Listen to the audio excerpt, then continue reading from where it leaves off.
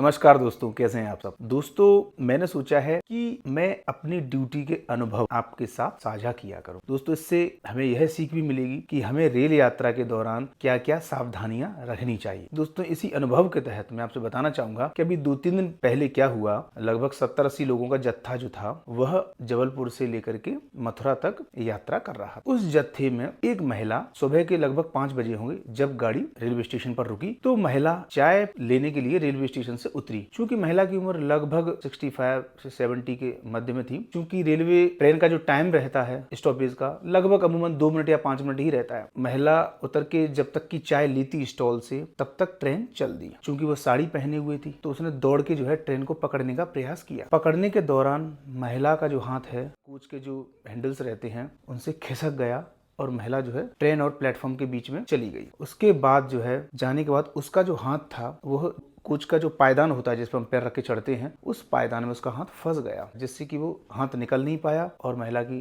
दुखद मृत्यु हुई। पतिदेव को पता ही नहीं था कि उनके साथ ऐसी दुर्घटना घट चुकी है। पतिदेव भी जाकर देखते हैं तो महिला है ही नहीं अपनी बर्थ पर। उन्होंने सोचा कहीं टॉयलेट वगैरह गई होंगी, तो वो पूरे टॉयलेट वगैरह सब देखते हैं। सुबह के चूंकि 5-5:30 बज रहे थे तो उनको कहीं दिखती नहीं है। और हम लोग भी सोच रहे थे कि इनके कोई जो महिला जो एक्सीडेंट हो चुका है उनके साथ जो है कोई है नहीं, इनका परिजन नहीं है। लगभग 15-20 मिनट के बाद उनको पता, जब वो ऐसे ही आते हैं देखते हैं ट्रेन क्यों रुकी हुई है, तो जब नीचे उतर के देखते हैं तो देखते हैं अरे ये तो मेरी पत्नी है, ये तो मेरी पत्नी। बहुत घबरा जाते हैं बेचारे, बहुत रोने लगते हैं और इसके बाद बेचारे बहुत दुखी हो जाते हैं, बहुत रोने लगते हैं। रोते रोते वो क्या करते हैं कि उनके साथ जो 70-80 लोगों का जो जत्था था जो मथुरा पूजा अर्चना के लिए जा रहा था, चूंकि जत्थे वाले लोग जो थे साथी लोग वो भी आ जाते हैं, ट्रेन के गेट पर खड़े होते देखे क्या हो गया, तो वो जत्थे वाले लोगों से बोलते हैं अरे कोई उतर जाओ, मेरी सहायता करो, मेरा सामान है, मेरा सामान उतार दो, अब तो इनकी मृत्यु हो गई है, अब मैं क्या करूं, कहाँ जाऊं, किससे बोलूं। बहुत घबरा गए। जत्थे वालों ने उनका सामान उतार दिया। लेकिन एक और दुखद एहसास ये रहा कि कोई भी जत्थे वाले जो लोग थे, उनके साथी लोग थे, कोई भी ट्रेन से नहीं उतरा। क्योंकि उस समय किसी न किसी को उतरना चाहिए था। वो बेचारा अकेला आदमी इतनी जटिल परिस्थितियों में फंसा हुआ है, उसके सहारे के लिए कोई न कोई चाहिए था। तो यहाँ ये भी देखने को मिलता है कि हम पूजा के लिए जा रहे हैं, मथुरा में किस लिए जा रहे हैं, भगवान की पूजा के लिए जा रहे हैं। और ऐसी पूजा का मतलब क्या है, भगवान तो आपको इतना अच्छा कर्म करने का मौका दे रहा है कि आप यहाँ रुके, उसका सहारा बने, उसके दुख की घड़ी में उसके साथ खड़े हों, लेकिन जत्थे में से कोई नहीं उतरता। ये तो बड़े अचंभे वाली बात थी, वाकई सबको बहुत अचंभा लगा। और गाड़ी वहां से जो है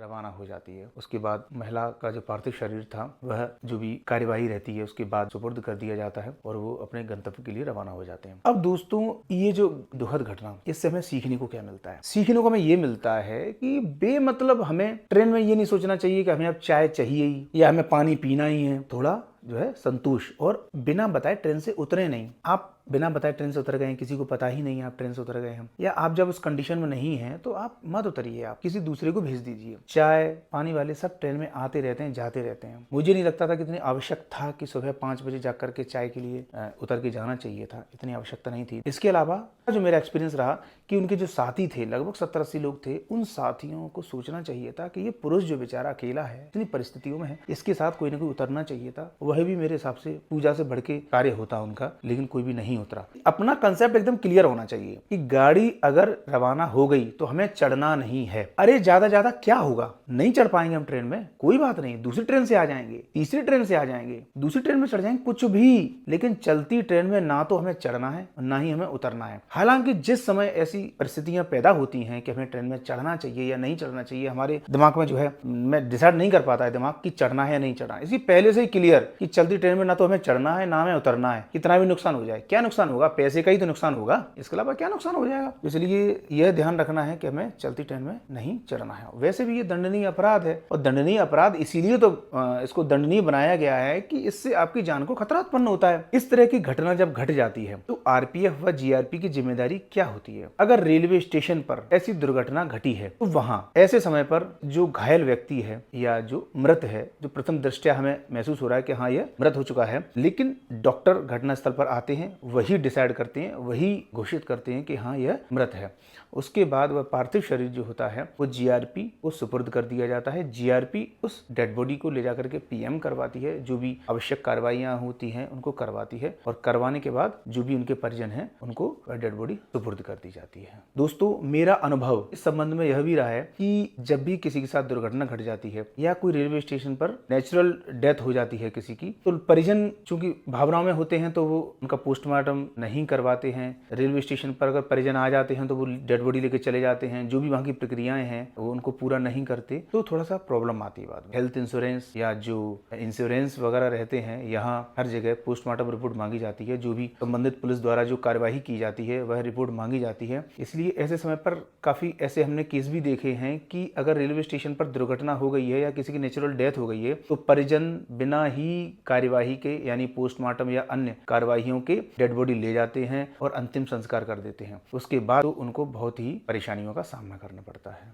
इस तरह की घटनाएं ना घटें, इसके लिए रेलवे विभाग द्वारा, आरपीएफ द्वारा लगातार जागरूकता अभियान चलाए जाते हैं, जिसके तहत यात्रियों को बखूबी बताया जाता है कि चलती ट्रेन से न उतरें, न चलती ट्रेन में चढ़ें, न रेलवे ट्रैक पार करें, हमेशा फुट ओवर ब्रिज का ही प्रयोग करें। इस तरह की जो जानकारियां रहती हैं वो यात्रियों को लगातार बताई जाती हैं। इसके अतिरिक्त यात्री जब रेलवे नियमों का पालन नहीं करते तो यात्रियों के विरुद्ध रेलवे अधिनियम की जो सुसंगत धाराएं हैं उनके अंतर्गत यात्रियों के विरुद्ध जो है दंडनीय कार्रवाई भी की जाती है। दोस्तों, तो आज का मेरा अनुभव ड्यूटी के दौरान यही रहा। Thank you.